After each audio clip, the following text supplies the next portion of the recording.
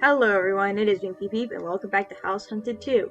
If you haven't watched part 1, please do so.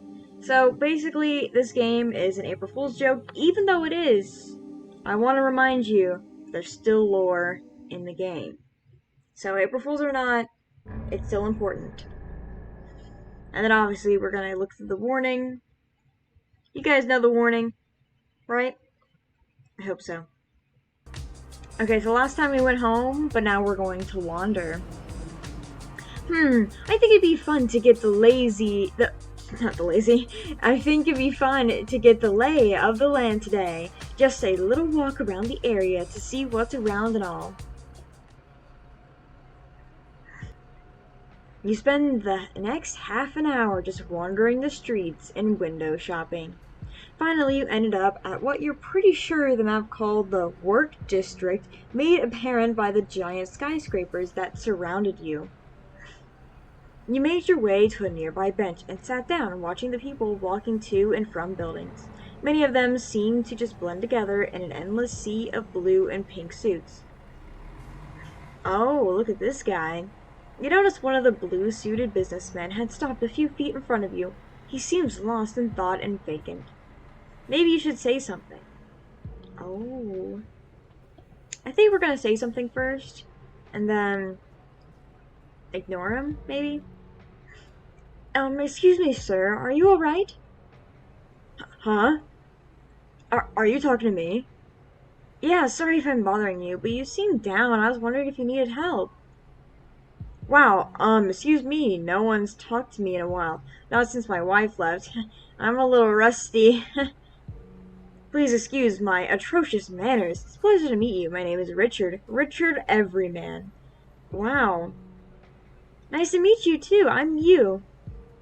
I'm sorry to hear about your wife, but why won't anyone else talk to you? Oh, that's just how it is. I'm getting older and I can feel my clock ticking. You know how it is.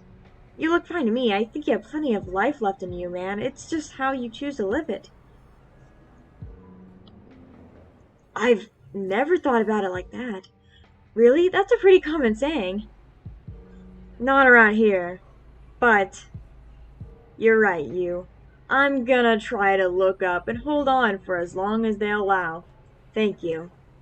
He's already power walking away from you before you can answer. You notice a chipper little bounce in his step and smile to yourself. Before you can think about it longer, you hear labored breathing next to you that prompts you to glance to your side. Next to you is a short, balding man who seems to be struggling to catch his breath, his hands on his knees as he tries to regain his composure. Give me a second. I thought you were gonna be at a cafe. Oh man, I'm out of shape. Gonna be feeling this in the morning. Yeah, so I'm Helm Bailey, yada yada yada. I'm interested in selling you a house. Alright, I'm a realtor, by the way. Damn, the speech I had prepared was much better at the cafe. You were too shocked and confused to really think up a more articulate response other than, what the hell are you talking about? What the hell are you talking about? Oh, house. I wanted to sell you a house. Real champ. Real cheap. Man, they clearly cannot read. Look, just take my card and give me a call. You watched as Hem went from pocket to pocket, searching for his card. You felt a little secondhand embarrassment from how awkward this guy was. Aha! Got it. Cutscene time! I'll be waiting for your call. Biggest discounts on the house, the side of the valley, and the other side too. You watched as a chubby little man scurried off, the weird pink hose sticking out of his neck, tripping him as he ran behind some bushes. Well, there's no way in hell I'm calling that guy. You mumbled to yourself as you pocketed a slightly sticky card and stood up. It was getting late and you figured you better head home now. We're walking home. As you approach your new apartment complex, you feel warm in your heart and can't help thinking about how you're finally getting a much-needed change in your life. It's just like the brochure that mysteriously showed up on your old door said. You take a deep breath in and taking the cool, clean air of the valley and step forward to find your apartment number. Finally, you're standing in front of your new apartment. The day has been long and tedious, but you are finally home.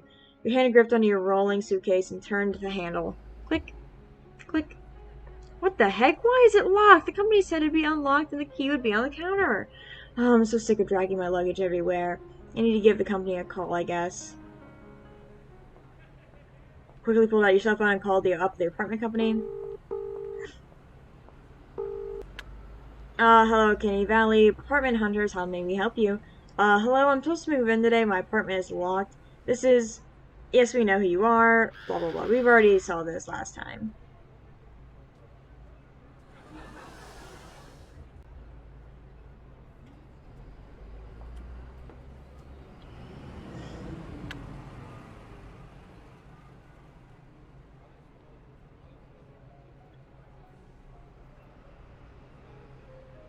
Find a hotel. It'd be best to just head to a hotel before it gets too late. You're sure the company's plenty downtown. You can't shake your annoyance with the company, but shit happens, and you're sure the company's in a worse spot than you are. Might as well take advantage of a free room they said you reimburse you, so maybe you can find something pricier than usual. What the? As you walk through the city, you peek into random buildings and at the skyscrapers and marvel at the beauty of the valley. It really was a nice place to live, and you were happy to be here regardless of the small challenges that were thrown at you. When you read the brochure, you were skeptical at the offers inside. Beautiful island views for affordable prices. No thought involved. We will set you up with your living space to your needs and a job that works for you. It felt too good to be true. Yes, it felt as if it was pulling you here and you couldn't stop thinking about it until you finally called them, just to sate your curiosity. The company said it would only be a couple of hours. You should wait around or call it a night at a hotel. We can click on him! We're gonna see what he does. Huh? What is that thing? You noticed a weird black creature squirming around near an alley and decided to see what it was. You hoped it was a cat. You wander into the alley and you saw the cat slink down, glancing around the trash bins and chirping out a psst, psst, psst to get its attention. What? You jump when you feel something brush against your leg. Looking down, you see a huge eyeball staring back up at you. You flinch away from the weird thing and try to catch your bearings. It didn't seem to mean you harm, but it wasn't exactly normal to see a 2-foot-tall ball of hair staring at you. Hello? Oh, it seems like that with the way it's drilling at you. Can you talk? What are you? It made a weird chirpy purr noise. You guess it can't talk. Oh, now it's making all sorts of weird noises and seems to be gesturing, but you aren't sure what about. It tugs on your leg. With that, you can only describe as a tentacle of hair and starts to lead you over to a storm drain. A little hairball trills at you again and seems to be writing something in the dust, but it's in a language you don't know. Before you can attempt to inquire more, it slinks over to the drain. It's chirping loudly at you, and you can only guess what it means. Do you want me to wait here? It nods. Its little body, it's to the best of its ability, and you nod back. You catch a little creature disappear down the drain and sigh. Guess you're waiting for Lord knows what. At least this kills some time, and it's not every day you see something like this. You walk back over to the alley and sit against the wall, but keep the drain in view for when that thing comes back. You slowly let close your tired eyes. Hello? You jolt awake and come face to face with a familiar eyeball, but a very different body. What? Who are you? Oh, you don't recognize me. Good, that means my body is perfect. I've been trying for so long to get it to look right, but someone can always tell that I'm not human. And then it's really, really, really, really scary. But you couldn't tell it was me. Thank you so, so, so much for waiting, by the way. I didn't know if you would, but I really, really hoped. Wait, you're telling me that you're that little hairball I saw? That doesn't make a lot of sense. Though I can kind of see a resemblance. Oh no, you can. Can you tell me what it gives it away? This was ridiculous, but you couldn't deny there was a Cyclops with an oddly gummy body standing in front of you. You could only describe the way he moved like an old claymation kids show, but his hair seemed to twist and turn at will. I'd probably say the eye. Humans have 2 eyes usually, and a nose. Oh, is there just one again? Making 2 is so hard though. It's very, very, very, very uncomfortable. I start to split my pupil and then everything looks really dizzy. But if you think that'll make me perfect, I'll do it. Miss Ivy, the mayor's assistant, says we can be people if we can fit in. I'm so excited to fit in. Miss Ivy called me John Doe, by the way. I don't think I'll be forgetting you anytime soon. Wow. Isn't that silly? You wander around the city for another hour, your back hurts, your feet hurt, and you're exhausted. The sudden ring from your cell phone wakes you back up, and you rush to answer it. Hello, you. Great news, we are able to get everything in order to help with Miss Woodrow and the mayor's assistant. Your apartment is all ready for you now. We are very sorry for the inconvenience. We have set a car to drive you home. Oh, that's wonderful news. Thank you so much. Of course, thank you for nothing. Thank you for nothing. Thanks for going through Uncanny Valley. Apartment Hunters operate a realtor free since 1987. Where you could plug your phone, a sleep-like sedan pulled next to you. Yeah, we know this. I think we got this one last time, actually.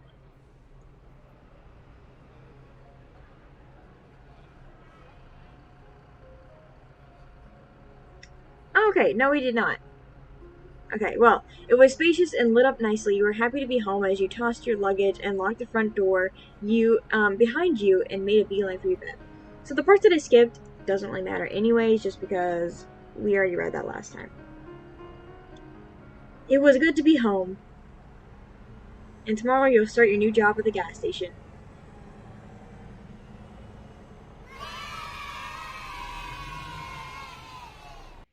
Now we're gonna ignore him. It's none of your business what this man goes through, and you figured it would be weird to ask a stranger in the street about his problems. You watch him go on his way as you wondered if maybe you could have done something. Okay, well that's it. We gotta load. Now we're gonna go to a cafe, because we didn't do that last time.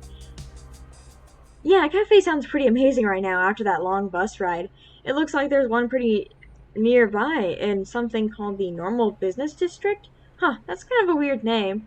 Oh well, food's food, I'm starving, so I'm starving to care right now. You finally reach the Normal Business District and find the specific cafe you had in mind.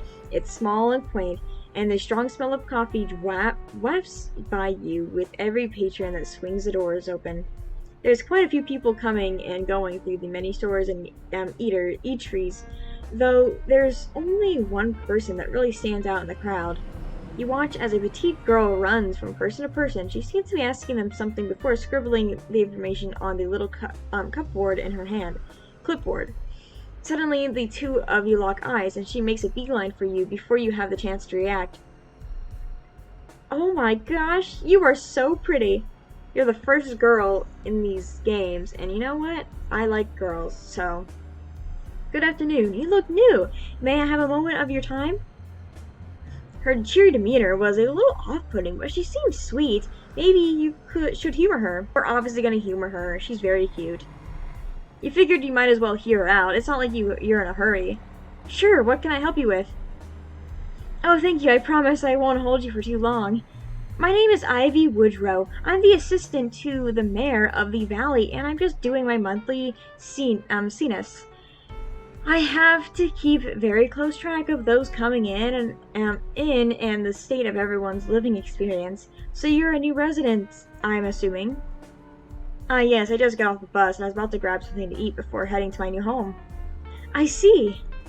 You watch her as she scribbles something down on her clipboard, her eyes going back and forth from the board and back to you. Alright, Then what would make you correct? So happy to we're so happy to have you here at the Valley. It really is such a nice place to live if you know where you're going. I do have to ask you though, this home you mentioned, it was assigned to you by the Uncanny Valley apartment hunters, right? Not by a realtor. Yes? Ah, perfect. Then you should be all set up for your new life here. I hope it'll be a long one. Yeah, this is really interesting. I think I like having a character like this just describe the life here, of like, oh, you're new. Let's hope you'll actually make it past a week, right? And about realtors, I can't seem to find one of them for my census. I don't know how to say that word. I don't know why. So just stay alert. I'm pretty sure they all reach their monthly element, but we've had some mishaps. Hope you have a wonderful day. If you need anything, feel free to come to the mayor's office. Before you can respond, I was already rushing past you to interview the next person. That was kind of weird, but you couldn't really think about it with how loud your stomach was growling, so you headed inside the cafe. You slowly step into the cafe, taking in the smooth, rich smell of brewing coffee and the sweet scent of baked goods. It makes your stomach growl even louder and prompts you to rush up to the counter and place your order as quickly as you can. That reminds me, I can imagine the smell of what they're describing, so easily. After placing your order and snatching up your dinner for the day, you scurry over to the furthest table away from anyone else to scarf them all down. It's a nice place, honestly. You sat down on the strategically soft chair. It appears to be wood, but the seat sunk in and shaped itself uncomfortably around you like memory foam. It must be cushioned with a wood grain print, you figured as you looked over your order. You didn't really think about what you were getting when you ordered, only going by what looked good in the display. You had decided to go with tea today, the aroma wafting gently with the smoke that drifted from the hot red liquid. It smelled like a cacophony of fragrances, from vaguely floral to fruity to something reminiscent of caramel corn. Taking a sip didn't help, as the flavors seemed to shift as the hot tea moved through your mouth, spicy, sweet, almost buttery notes dancing around each other to create a very confusing experience. You decided to try the food next, picking up your fork to stab it into the tall slice of cake that was adorned with what looked like purple-brown sugar in a spiral shape. Oh, that looks pretty cool. I bet that would look nice. There was a small gold writing along the spiral, but it looked to be in a language you had never seen before. You placed an ample forkful in your mouth. It tasted like a firework went off in your mouth. You coughed into a napkin, spitting out half of your chewed food, and tried to breathe. You were finally able to properly inhale through your choking and were taken back by the sudden rich chocolate flavor that seemed to take over your taste buds. It was the purest taste of chocolate you ever tasted in your life, and almost made you go in for a second bite, but you thought better than to do that. You nervously picked up the breakfast croissant sandwich, not knowing what you were going to experience in the first bite. You closed your eyes and, oh, it just tastes like a regular ham and cheese breakfast sandwich. It sounds so good right now. You were so engrossed in your strange eating experience, you hadn't noticed the stocky man that was now standing in front of your table. Hello, pal.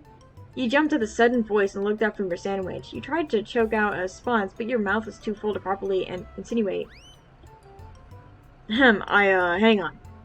You watched the short little man pull a piece of paper out of his, pull a piece of paper out of his pocket and quickly look it over, nodding to himself and stuffing it back where he pulled it. Right. My name is Bali, realtor, and I would love to sell you a house today. You stared at him in shocked silence, not quite sure what to say and a bit confused what he was offering you. The way he moved was awkward and sluggish, and he seemed to be The way he moved was awkward and sluggish, and he seemed to be perspiring an awful lot. So I would love to show you to your new future home. I'm sorry, but what are you talking about? Oh, did I mess it up again? Forgive me, I'm a bit rusty with the whole realtor shtick. I would love to sell you a house. This is the part where I give you my card. One moment. You watch as Hem went from pocket to pocket searching for his card. You felt a little secondhand embarrassment for how awkward this guy was. Got it. Hem leaned forward and pressed his card to you. You could see the coffee stains and scribbled writing on the card before you took it. Please give me a call soon. I really need this. He then turned on his heels and scurried out the door, knocking a few things down on his way out. You sighed and pocketed the beat-up card. There was no way in hell you're going to call that guy from, of all people, even if you were looking to buy a house. Quickly finishing up your meal, you cleaned up and headed to your apartment.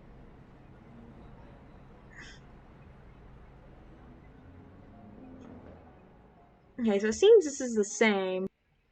Okay, so now we're gonna leave. We're just gonna ignore. Sorry, I don't really have the time for surveys or petitions or anything like that. Oh! Huh. No one's ever blown me off like that before. Well, my name is Ivy Woodrow. I'm the mayor's assistant. I'm pretty sure I know who you are, so I'll just mark you down and leave you be. Sorry to have disturbed you. Okay, so I think that's it.